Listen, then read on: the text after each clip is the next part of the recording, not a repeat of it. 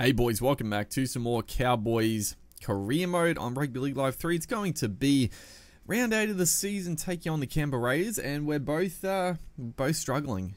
We're coming off a very poor loss to the Bulldogs last week. I think it was, what was it? They put like 30 points on us. Not good.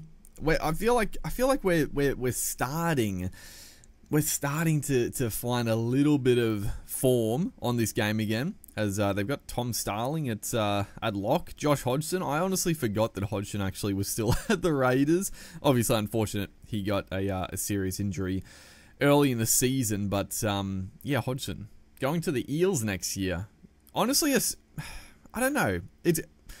I'm going to be curious to see how Hodgson goes. I feel like it could be a bit of a resurgence for him, as a nice play. Tuolangi down the sideline puts in a neat little kick, although no, terrible kick, goes dead.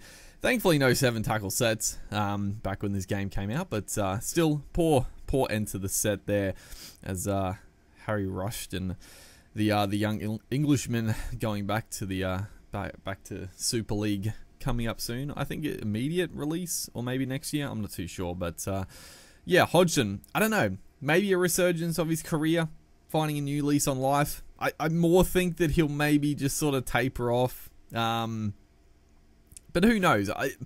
It's going to be, I don't know, the Eels next year. It's going to be interesting. I sort of hope that Dylan Brown signs to a new club. I don't really like the Eels. I wouldn't mind to see them, them lose Dylan Brown, because I love watching Dylan Brown.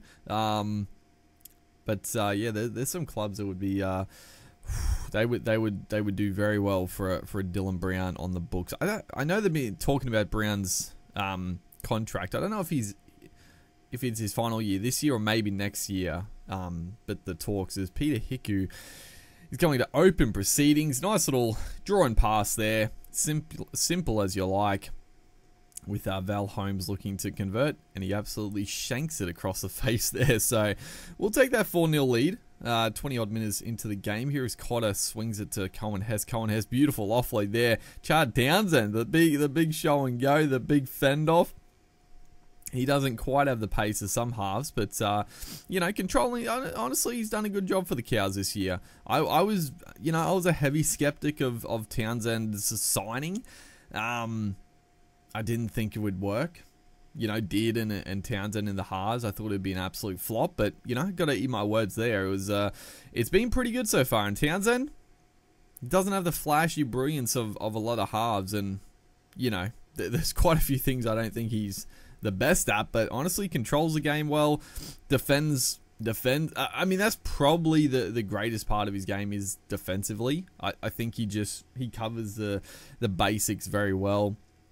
As we'll take a 4-0 lead into the break. A bit of a stinker of a first half for both teams. A couple of chances either side, but it was a bit of a slogfest through the middle, and not too much open footy. As we start off here with Holmes, beautiful.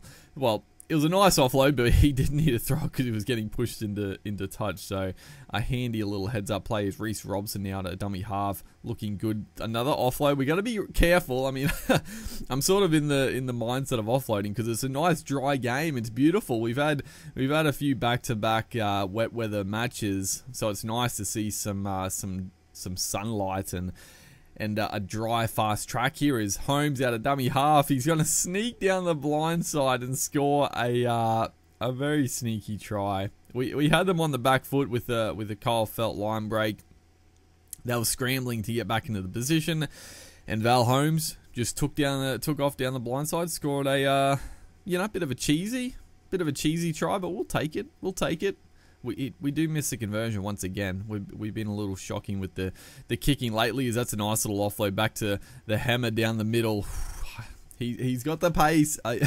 Whoever made the teams in this game, I remember he commented on one of the videos, but he did a great job. He must have customized a fair few of the stats as well, because he did put Fado, I think, at 99 pace. So yeah, he changed the stats for all the players. Well, I'm assuming all the plays, or at least most of them, I'd imagine, as the high kick goes up. Tommy Deard, and probably not the man you want to be chasing or you know, at least contesting those high kicks, but, you know, still, it wasn't a bad kick.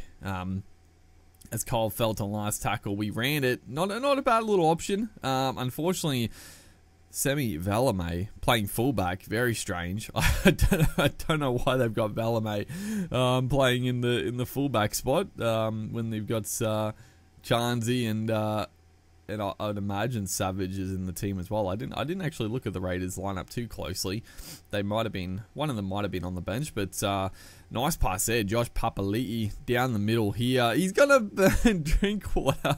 Oh, big Papa just absolutely burns the fullback. It is younger days. I could see Papali'i doing this, but nowadays I wouldn't imagine so.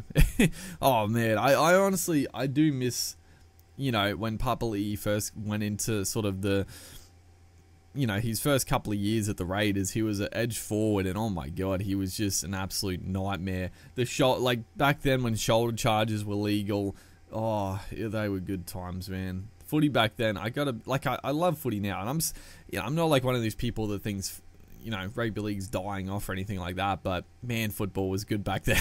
it was great. I can't deny it. But we do get a nice little victory here. A bit of a slugfest, bit of a not too much to write home about for either team.